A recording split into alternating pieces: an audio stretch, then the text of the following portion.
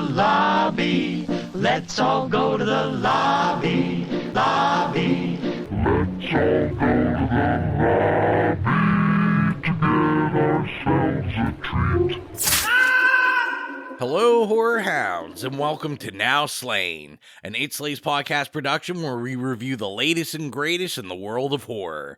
I'm your humble host, Rowan. And I'm Gill. And we are here talking about Insidious, the Red Door. So we'll start off, Jill, asking you the question, what is your general experience with the Insidious franchise, and were you looking forward to Insidious, the Red Door? Okay, so this is really funny. I generally don't fuck with movies that are like supernatural, ghosts, poltergeists, possessions, stuff like that. So I had never watched Insidious before on principle because I would never sleep again. I'm kind of a giant wuss when it comes to that kind of stuff. So I watched the first Insidious movie the other night, and I really liked it. It wasn't like too scary for me. So, you know, I like the drama that was going on as well. So it wasn't like completely horror. So yeah, I liked it. That is my experience with it. What about you? Maybe not as long as you went, but I was also one of those people that came to the Insidious franchise very late. I mean, this is kind of always hailed like this and Sinister and stuff like as like I think this franchise and Conjuring are the two dominant horror franchises of the 2010s.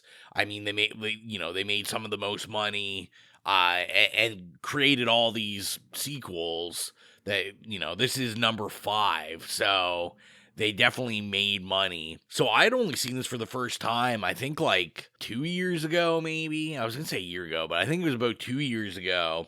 Mm-hmm. So I kind of went through a kick where I think I got like all the Blu-rays really cheap. And I was like, you know what? Let me just get them all. And I had never seen The Conjuring either. So I kind of bought all those. And I was like, let me just kind of watch all this stuff I missed.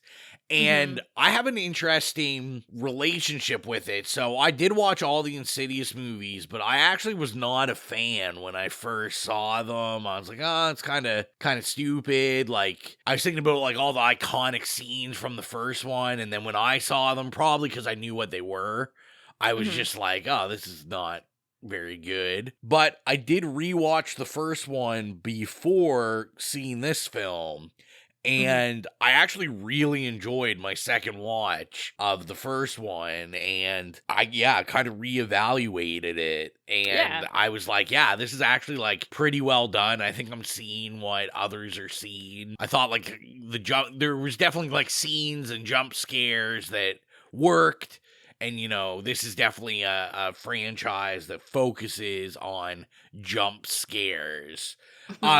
So as for this, I mean, I knew with it on the docket that, we were going to watch it whether I was excited or not for the episode. But I mean, I'm always interested in franchises and how they continue. That's kind of my jam. So, I guess I like moderately excited for it. So let's get into the trailer and we'll be back with the synopsis and the spoiler-free review. All this time I thought we closed the door, but they've been waiting for us. I'm gonna need you to remain still. Hello? Hello?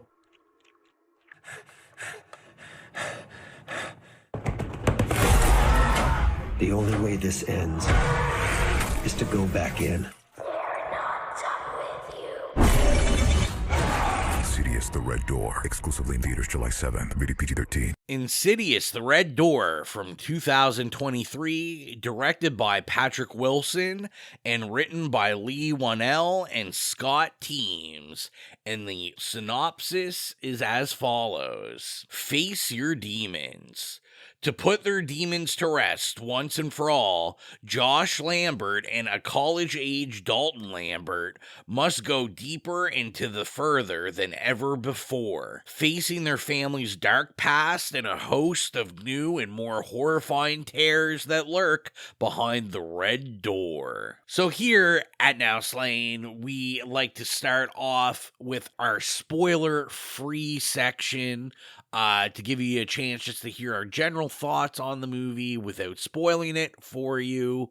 So, Jill, we'll let you start off. What are some of your spoiler-free thoughts on Insidious: The Red Door? Okay. I thought it was a pretty strong sequel. It tied itself to the original nicely, and then we get to see Dalton all grown up since the first movie, and we see how he was shaped by his past experiences with like the astral projection stuff, even though he's unaware of them, and his dad too. And we get to see the relationship with his dad and how the family has kind of evolved since everything that's happened. And I really liked Dalton as a character in this movie. I wasn't too keen on him as a kid. I don't know. I'm kind of over like creepy kids in horror, but you know, I liked him as a college-age adult. I like the setting being a college setting, and I think they did a good job with that. Lots of good jump scares that got me. Lots of tension and suspense. I thought it was pretty loyal to the original, and I thought it was a good sequel. What about you? Yeah, I thought it was pretty interesting. I mean, so this is Patrick Wilson's directorial debut. He hasn't directed anything before, and being a huge Patrick Wilson fan in general, I was pretty excited about that. And I thought, like, look-wise, I did like the look of this. This does, I find, suffer almost a little bit from living in the past. There's definitely, like, a blue grayish filter over everything, and that Twilight filter. And I was just kind of like, oh yeah, like we're kind of reliving the 2010s here in horror. So, you know, it wasn't so egregious that I was like, oh, you know, fuck this movie. But I get that they were like trying to bring up that feeling of 2010. I was surprised. I remember, you know, like I said, I rewatched the first one before I saw this. So I remember the kid. I wasn't sure if it was the same kid, and it was. So I was it was interesting to see that they got everyone back for this. You know, it's been 10 years. Except Callie, the daughter. She's like nowhere to be seen. Yeah. So, you know, I guess screw that kid. Yeah. I will say, I guess if you're going to watch this, so I opted not to watch the second one, which I have seen. Maybe see the second one too before you see this. If you're listening to the spoiler-free section, you haven't seen it yet, because the second half of this movie pretty much unpacks and relives the second movie. Like all the issues going on are from Insidious 2. And now I think you'll benefit from seeing it. Saying that, like I said, they literally like live out most of the trauma from 2 in this movie, so you also kind of get filled in a bit on it. But I think maybe that would kind of help people, because you kind of got to think of this as like a trilogy. Like the rest of the movies are all prequels, so it doesn't really matter. But 1 and 2 are dealing with the arc of this family. But yeah, kind of like you said, I thought some of the jump scares were effective. I had a lot more fun in the first half of this movie than I did in the second half, and obviously I'll get more into that in the spoiler section. But it seemed that my general audience also felt the same. There was lots of jump scares. I went with Exilia. And, you know, there was a couple Exilia was, like, out of her seat on, and the entire theater was, like, screaming, and, like, Insidious has always been known to be able to bring the jump scares. That's kind of what they're known for, are jump scares. How many can we fit into a movie? You know, sadly, probably more. But, yeah, I thought this just really was almost like a love letter to 2010 and on. There was a lot of influence of other, maybe more superior horror movies. I don't know if you picked it up, but we got a lot of influence influence of It Follows in this. A lot of like very similar shots of people far away and just kind of ominous. Okay. And I was like, yeah, it's kind of interesting that this is like never a thing until It Follows, and now like so many horror movies are like, oh yeah, this is like such a great device to use. But yeah, I thought overall it was somewhat effective in what it wanted to do. Maybe not as effective as especially that first one. I'll be honest, I don't really overly remember 3 and 4. Other than they were prequels and there was some really bad technical stuff in it. Yeah, I heard they're not good. Yeah, all I remember is I think the third one, I believe the third one, it's like a young Lin Shaye, so they have a totally different actress playing her, but they dub her voice over with Lin Shaye's voice, so it looks bizarre because you're like, yeah, this isn't this person's voice, and it's just odd. Yeah, once we get into the spoiler section, we'll get more deep into it. So, Jill, would you recommend this for people to see? Absolutely. I had a good time. I went with people. Some of them enjoyed it. Some of them didn't. But it seems to have like mixed reviews. Like people either really like it or they don't.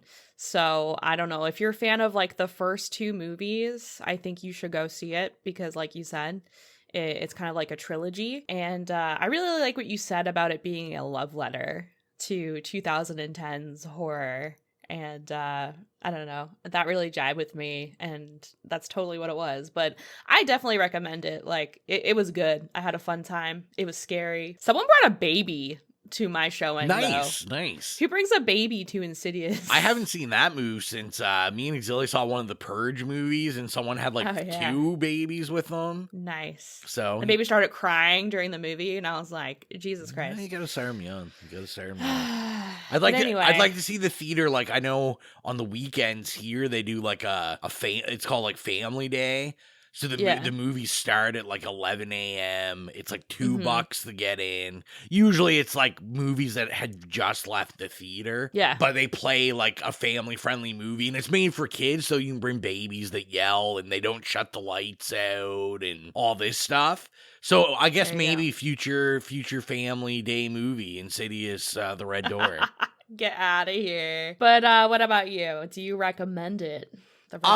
This one I'm gonna very softly recommend. I think, if you're an Insidious completionist, or at least you're a fan of even just the first movie, I mean, this is worth it, obviously, to finish off the story and see where this family is 10 years later and how their story is going to conclude, or if it does conclude. But, like I said, I think because the stronger first half, you could get a little bored after the first half of this movie. I'll talk about later why I just don't think it was as effective as some of the other films in this franchise.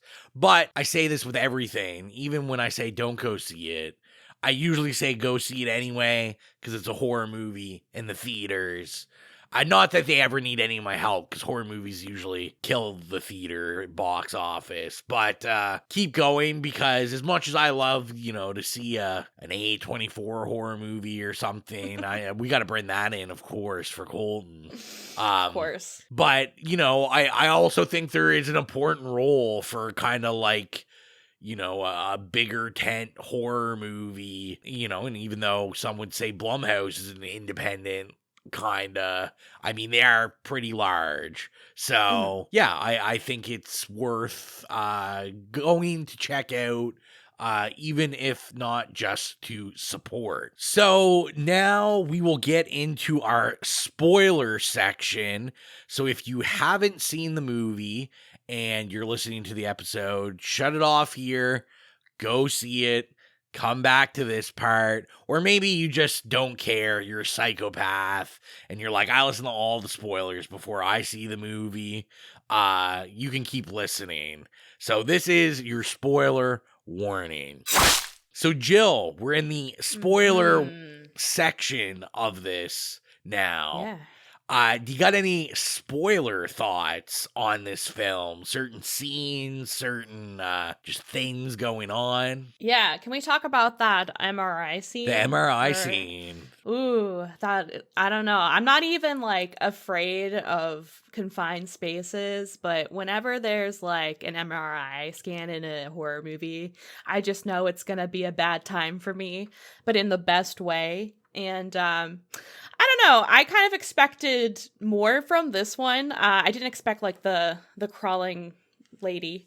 I thought it was going to be like really in your face. But it still fucking got me. All the jump scares got me. I was gotten. You were got. Yeah. Yeah, this was actually one of my favorite scenes in the movie, especially for the sound design. I love that it was so loud in the theater speakers that like it almost hurt your ear, and it just progressively got louder and louder. And as the MRI machine is running. Are you kidding me? No. Did you see this in IMAX or something? No. I saw it in like Mine was so quiet. Oh, no. So, yeah. Oh, geez. This is interesting. Two totally different experiences. Yeah, no. Yeah. The sound progressively gets louder, and it got so loud that you basically, like, probably couldn't talk to the person next to you and them hear you. And it almost sounds like there's something wrong with the movie, but it's not. It's the MRI machine. And then when the lights go off, all the sound just it goes quiet. And I was like, what a way to do this. Like I really, really enjoyed that. Like you said, I mean, we should be able, you know, we're grown adults. We know what the fuck they're gonna do with this. Like it's gonna be something. Yeah. And I just thought the misdirects were good. Because I'm always dubious with these where, like, we saw the hand coming down from his head, and I'm like, oh, yeah, he's going to, like, you know, it's going to tap him on the shoulder or something, and I guess I never know how much they're going to build up the jump scare, so I always kind of assume that they'll be lazy, and it'll just be like, oh, jump scare, there you go, but I thought they played this out pretty well and dragged it on long enough that it was creepy, and things crawling like that to you is creepy in general. It kind of reminded me of I remember when I first saw The Visit, like M. Night Shyamalan's The Visit. That was like the creepiest thing to me, was like the grandmother like crawling on all fours under the house. Yeah, crawling's super creepy. But yeah, I really like that. And I was also gonna say, like, you know, I talked about how I felt there was It Follows influence in this. So obviously, you know, we start the movie off where like there's something in the car window. We can't really see it. And it's like slowly walking towards the car, and we start to see a shape of a body. And then I did like, you know, the simple effects of like his head blocking the camera shot, and then it goes away. I don't. How did your theater react to? I think the biggest jump scare in our theater was him doing the memory game in the house on the window. Oh my god, I forgot about that. Yeah, I was waiting for something real bad to happen there. I was freaking out, my guy. My theater was pretty tame, actually, because there wasn't actually that many people there. And it was opening night. It was like 7 p.m. You know, someone brought their baby, and there was like a couple of adults, my friend group, and like some kids. So there wasn't much really going on. Yeah, unfortunately. Yeah, like I said, you know, I didn't say on the episode yet, but yeah, so we both went and saw this opening night, and I ended up having to go see it again on Saturday because the movie broke down and it didn't work, but which is a shame because it was sold out. The opening in Halifax there was sold out. Nice. And so me and Exilia went on Saturday, and it was also pretty packed. This movie's killing it, apparently, in Halifax. Just not where I am. So, which I kind of get. It's the weekend, so, you know, like, and we didn't go to, like, a super late showing. We went to, like, a 7 o'clock showing. So, that kind of makes sense to me. Like, you know, kids aren't in school, I don't think they're in school anyway. I think it's summer break. But it is summer. Yeah, they're around. It's the weekend. They're looking for something to do. There was a lot of like teenage couples and like groups of teenagers. It was a lot of younger people. Right. So I always, you know, me and Colton have talked about this before, that I think that's kind of like the best group to see these movies with.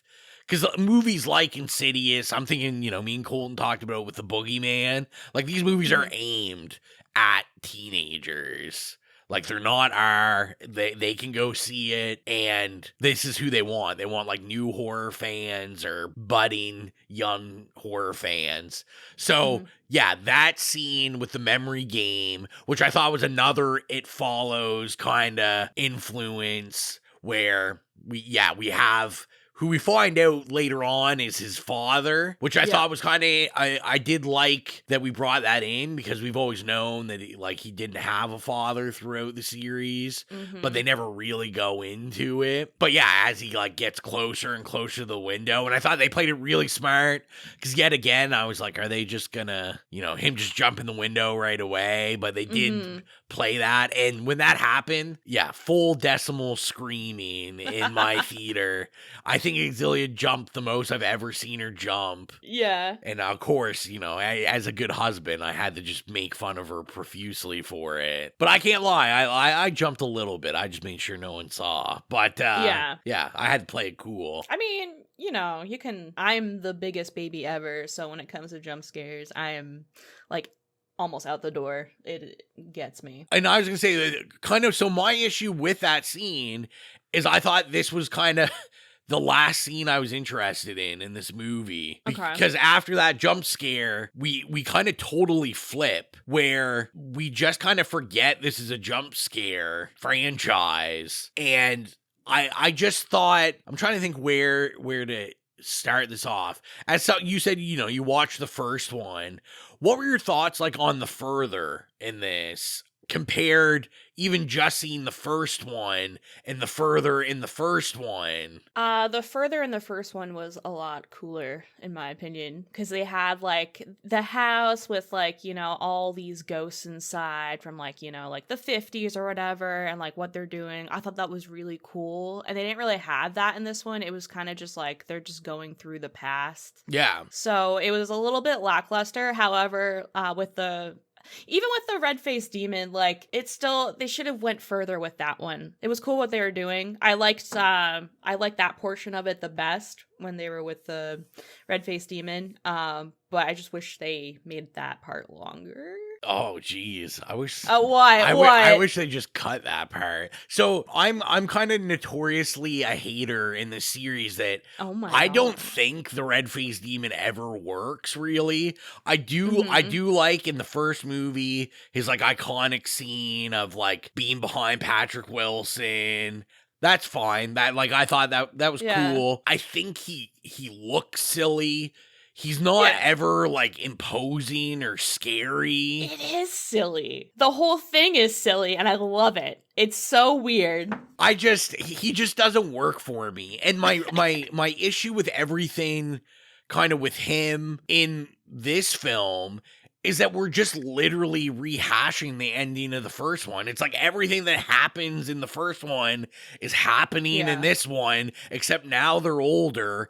And it seems a lot less, like, pertinent, because Patrick Wilson comes, like, gets him out of his chains immediately, and then it's, like, pretty much like, yeah, we're good, then we gotta hold the door shut for a little bit, but that's it. And, like I said, I just think, like, the jump scares, like, died down. We got, like, the weird demons that are in his like dorm room that are like kind of I assume trying to like possess his body as he's astral projecting, but it's like I thought they looked terrible. I was like, these look silly too. There just wasn't, it just didn't hold an impact to me like it did in the first one. Because at least the first one, it's the first time you're seeing it. And like you said, also the further, it's just empty. Where we're so used in this franchise that the further like has all these dead people in it, and like you said, it's so well done and creepy in the first one, where like you're getting like these still frames of real people just frozen, like living out trauma. Where this it's like, hey, you're just in a room you can't see with fog in it. Creepy. Yeah, that was a little lackluster. And I guess the reasoning for that would be like, you know, they're building up the whole movie and they're unaware of, you know, their past and like what happened. And then when they finally remember, they have to like go back and relive all that trauma. So they literally have to go through and do it all again. So it is pretty repetitive from the first one, but not in a better way. Yeah, no, I agree with that. Well, and that's my thing. If you're gonna redo it, that's fine. But yeah, you need to like, it needs to be better, or at least like somewhat the same. Yeah. You can't just play the song from the first one and then be like, oh yeah, that's good enough. People think this song's creepy. Like, I just don't think it works that way. Now, you know, I guess I was here, miss. I know Exilia was saying that she enjoyed like the art aspect to everything, and you know, like stuff with like the door and having the paint over the door, or paint the door for the door to like come back into fruition into the further. And I thought it was a pretty interesting like take. Well, what about you? So actually my favorite scene of the whole movie was the art class scene. I don't know. I just really like the teacher and the lesson she gave. I thought she was going to end up being like tied to the astral projecting in a way, but you know, she was just a teacher. I definitely would nominate her in my made up category of Mike's favorite bitch character. Oh my god, she was so good. With all the best intentions of she was just serving it. Serving cunt. Yeah. Making that poor guy quit class. I was wondering if like, you know, that was a paid actor and she like paid that kid to do that. If not, that's really mean.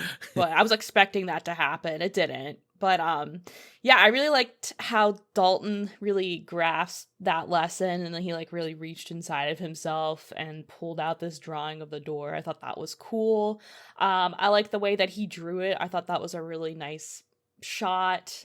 You can see the amount of like rage and anger in each like stroke he makes, and I don't know, I was just like really into the painting. I thought it was awesome. I thought it worked. I thought it was cool because it was something different in this series. I did like our little nods. Like I like that we got the YouTube video with Lee Winnell and the other guy from the first one, but they're like now obviously older. So I thought that was cool because I you know, until, and we'll talk about it in a little bit, the ending there, I was like, oh, it's weird that we've gone this far and we've had nothing to do with like Lynch or the Ghost Chasers. Like these movies always have them in it. So I did, it's like Gale Weathers. Yeah, exactly. So I was happy to see that, and you know, let Lee Winnell live his best life. He's thinking, you know how much money I'm making off all these movies. Like I was like going through like the list of like movies he's written and all that stuff, and I'm like, this guy just, I mean, like his first movie was Saw with James Wan. Like they wrote it together. This is James Wan's writing partner. So it's like pretty much like any big Blumhouse horror movie, it's like this guy wrote. So yeah, I did really like a lot of the more family dynamic, like human aspects of the story. I thought, especially like direction, it was very interesting to see this done through a first-time director's eyes, where I thought it kind of worked, where I want to kind of quote this because I saw, you know, our friend Chris from Every Horror Movie on Netflix. I was talking to them after they saw this, and Chris is a huge Insidious fan, massive. And he hated this movie. Oh, shit. And so I was like, I got to see what he says. So I went to his letterbox. I saw he was talking about Patrick Wilson kind of, you know, seeming to really have an eye for like directing drama and like kind of these like family stories, but not necessarily horror, where I thought that kind of worked for it. And I know he said that those parts he thought worked for it, but I thought it worked throughout because I think it gave it a nice balance. It kind of gave it more of a weighted story, I think, than these have ever had. And I think depending on what you're looking for, I can see that if you're used to just this series that's like, I'm going in it, I'm getting jump scared, like I don't really care what is going on, then that can be kind of whatever. I don't care what kind of direction. But I think for people that appreciate a little more deeper story or deeper connection with the characters, I thought Patrick Wilson, for like a first time director, I thought this was pretty good. Yeah. Like I said before, I like how we came full circle with like all the dad stuff. So we have Josh's dad, and then we get all that lore and we figure that story out. And then with his son, and then they kind of break this like generational curse that they have by acknowledging the issue and facing it together instead of just sweeping it under the rug. And I think that's a pretty, like, you could use that as a metaphor for like, you know, facing anything in life. Yeah. So yeah, I think that's cool. See, However, I didn't think that way. Yeah. Go into the howevers. However, when you're talking on the phone to your brother, are you going to be like, tell me, little brother, tell me? That was a little bit cringy. Tell me about your trauma. Yeah, that was the only part I couldn't deal with. I really enjoyed it. I was still trying to figure out what the little brother did in his spare time, because he had the microphone. So I was like, is he a podcaster? But then on his computer, he had like Serato or something open, like DJ stuff. So I was like, his brother's like a little DJ or something. But I didn't see like turntables or like a controller or anything. I didn't really get what he was doing. He was just hip, I guess. He was just very hip. I thought the brother, I don't know how to judge that, I guess. I kind of felt the same. I felt the brother connection. It didn't seem there to me. Like, it just didn't seem like, and I don't know if that's like on an acting level, not necessarily a story level, but like sometimes people just like click. And you're like, yeah, they seem to have a connection and they can portray that connection. This one, I just didn't feel it. I was like, yeah, like I would totally believe these people have never like met each other. So I didn't really buy that. Now, what I was saying, yeah, beforehand is I thought the ending, like that was, you know, when we get like the dad, like, I don't know, fucking smiling and stuff. I'm like, what the fuck are we doing here, guys? Like, it was a little too, like, I don't know, like Disney Channel little Resolve. Hallmark. Yeah. Lifetime. Yeah. Which I understand on the fact, not just like the writing team, but even with Patrick Wilson, like obviously the story he's trying to portray and everyone's trying to portray of like this family finally kind of getting over this trauma. Like, I can see where that, you know, you're like, yeah, it's kind of different because these guys are having like a happily ever after, you know, and that, like, most of these movies wouldn't do that. There'd be like some twist at the end or something. Yeah. But yeah, I'm just too cynical for that. I was like, man, this is like really cheesy. It's like everyone just hug and It's a little over the top with that. Little over the top. Now, I will never complain when we get Goddess Lin Shaye on screen in anything. I'm glad they managed to like get her in there. And as much as when I came out of the theater, I heard a lot of people being like, oh, well, you know, that's the end of the Insidiouses. And I was thinking like, like I kind of felt that, you know, she gave the warning. So they definitely left this open to be like, yeah, hey, if your career doesn't work out, you can come make another Insidious movie. But yeah, I think the ending just kind of left me a little blah. I was just kind of like, yeah, you know. Yeah, no, I agree. Same here. Another scene that I thought was interesting was the that frat kid who like died from like alcohol poisoning or whatever, and he was like throwing up. I hate throw up. I hate vomiting. So like it just kept going on, and I was like, this is terrible for me. And then so the sounds, and then they had like the vomit everywhere, and then like that little jump scare with the vomit again. I don't know. I just don't like vomit. So you just don't like vomit, yeah. I just don't like vomit. Yeah, I was like kind of, I was kind of whatever in that stuff. I appreciate the university setting. I felt they didn't really use it as much as they probably should have. You probably could have done some cool stuff, but other than the dorm room and the frat house, like we didn't really get any. I felt like he didn't have to be in university for this story to be told. So Like, he could have just, like, been anywhere doing art, and this would have worked. True. I will say I really enjoyed, and I know Exilia had said after she really enjoyed, I really enjoyed Chris as a character. Yeah, she was cool. Yeah, I thought she was kind of one of the brighter spots of it. In terms of acting, Sinclair Danielle is the actress. I thought I had recognized her from something, but apparently not. I was just looking, and this is pretty much like her first movie. Oh, okay. So She did great. I will be interested in seeing what happens in the future for her, because I thought she was a really bright spot in this. I did notice, I think this might be all in my head, but some nods to James Wan's Insidious with the lights and the lighting. Yeah.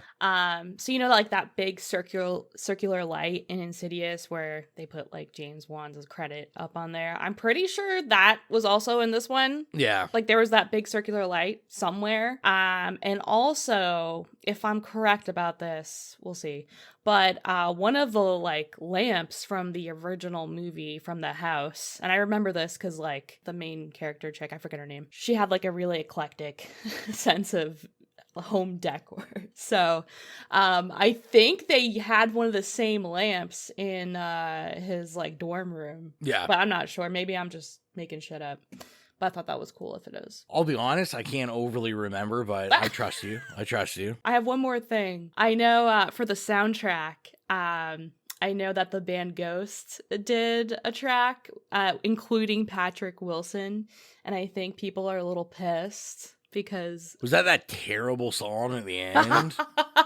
Oh man, because when we were leaving the theater, it's playing, I kept being like, man, that really sounds like Patrick Wilson singing. Yeah. And I hope not, because it fucking sucks. Yeah, so people are mad that, the band Ghost has been selling out. A lot of my friends are like, they were big Ghost fans before they sold out, and now they're like pissed. And now Patrick Wilson's also selling out a little bit, I guess. But, oh, jeez. I love this. A little dissent.